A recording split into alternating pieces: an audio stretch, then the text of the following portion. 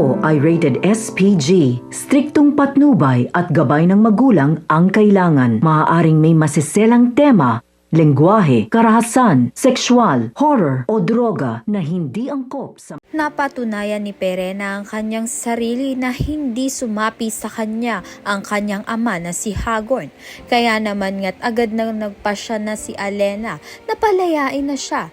Labis naman ang kagalakan ng anak niyang si Flamara dahil sa wakas ay muli niyang nayakap ang kanyang ada nang walang hadlang. Ngunit sa kabila ng pagbabagong ito, isang panganib ang nagkukubli.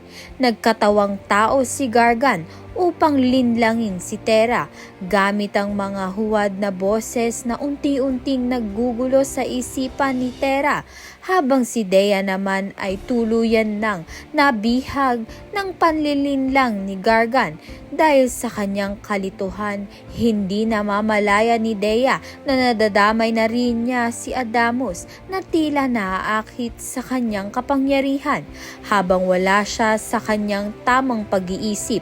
Kaya naman nga't nagkakagulo na nga ang mga sangre na kinikailangan nga nilang pagtibayan ng kanilang pag-iisip upang ngang matigilan na ni Gargan ang kasamaan niya. Kaya naman nga't yan at iba pa ang dapat natin pakaabangan. Maraming salamat sa iyong panonood.